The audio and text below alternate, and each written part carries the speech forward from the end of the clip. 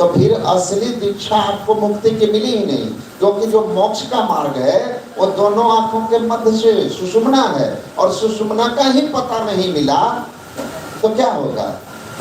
मुक्ति मार्ग में प्रवेश नहीं कर पाएंगे। लेकिन उसमें प्रवेश पाने के लिए गुरु महाराज कहते हैं खूब मुस्तैदी के साथ पहले मंत्र का जप और इष्ट रूप का ध्यान होना चाहिए, पर इसका ज्ञान होना चाहिए। जिसका असली रास्ता दोनों आंखों के मध्य से जो है सुषुम्ने व परम तीर्थम, इस परम तीर्थ में डुबकी लगाओ। ये भक्ति करोगे तो नफा वाली भक्ति है, ये मुक्ति का यहाँ से मार्ग होता है। इसीलिए यारी साहब कहते हैं आंखों से जो देखिए सो तो आलम फना है रे, कानों से जो सुनी सो तो जैसे कहानी है रे, इस बोलते को जो उलटी देखे सोई आरिफ सोई ज्ञानी है रे, यारी कहे हम बुझ देखा बाकी सब नादानी है रे। संत यारी साहब कहते हैं आंख से जो कुछ देखते हो सब नाशवान है, कान से सब जो सुनते हो ये कहानी मात्र है, मतलब ये सब नाशवान है। इस बोलते को जो उलटी देखे सोई आरिफ, आरिफ मतलब महात्मा, सोई आरिफ सोई ज्ञानी है रे, यारी कहे हम बुझ देखा बाकी सब नादानी है रे। ये असली भजन भेद, ये नफा वाला भजन भेद, ये संत मत में बताया जाता है। इसलिए आप मंत्र जब इष्ट रूप का ध्यान के बाद सुषुम्ना ध्यान और फिर नाद ध्यान, ये चार साधनाएं जिस मत में, पंथ में, मजहब में, संप्रदाय में सुने होंगे आप लोग। महर्षि संत सेवी जी महाराज का प्रवचन है ऋषिकेश में, सूरत शब्द हो गया, नादानुसंधान नहीं है, वह पूर्ण संत मत नहीं है, वह मुक्तिदायक नहीं है। इसलिए मोक्ष का मार्ग जो है उसको ठीक ठीक समझना है। भक्ति ऐसी करनी है जिससे अंतरपट टूटे दुखदाई, अंतरपट दुखदाई टूट जाए, तो पूरी भक्ति का ईश्वर का स्वरूप का ठीक ठीक ज्ञान होना और भक्ति के पूरे स्वरूप का ज्ञान होना। जब तक ये दोनों आपके पास नहीं है आपका भटकन नहीं छूटेगा। भटकन छूटेगा जब सच्चे संत सदगुरु मिलेंगे, सदयुक्ति मिलेगी।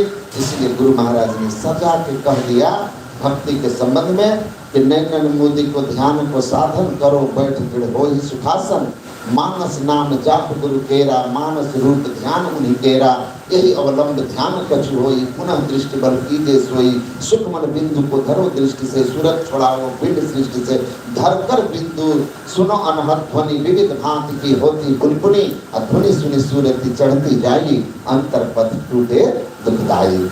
ये घटतम प्रकाश व शब्द पत्र जो आपके ऊपर है, इन चार साधनाओं को क्रम क्रम से करते हुए आप पार हो जाएंगे। घूंघट का पट हट जाएगा, माया का आवरण हट जाएगा, और तब जो आप क्षेत्रज्ञ हैं, आत्मा क्षेत्रज्ञ इति युक्तः संयुक्तः प्राकृतैर गुणैः तैरैः गुरुर्मुक्तः परमात्मेति उदाहृतः। शरीर इंद्रियों के घेरे में पड़कर के जो जन्म मरण का चक्र भोग रहा था वह परमात्मा से एक मेक हो जाता है और सदा के लिए मुक्त हो जाता है। सरिता जल जल निधि मह जाई, वो ही अचल में जीव हरि पाई। परमात्मा मिल जाएंगे, काम हो जाएगा। तो ईश्वर का स्वरूप सुबह आपको अच्छी तरह समझाया गया, और ईश्वर की भक्ति है जहाँ लेकिन जब तक सत्संग नहीं करोगे, प्रथम भगति संतन कर संगा, तब तक ये ज्ञान समझ में नहीं आएगा। बस क्या होगा तो तीरथ बरत में फिरे बहु चितलाई के, जल पाषाण को पूजी मुए पछताई के, वस्तु न सूझी जाए अपने हाथ में, अरे हमारे पट्टी जो कुछ मिले सो मिले संत के साथ में। तो संत असली युक्ति बताते हैं किस तरह स्थूलता से सूक्ष्मता की ओर गति करनी है।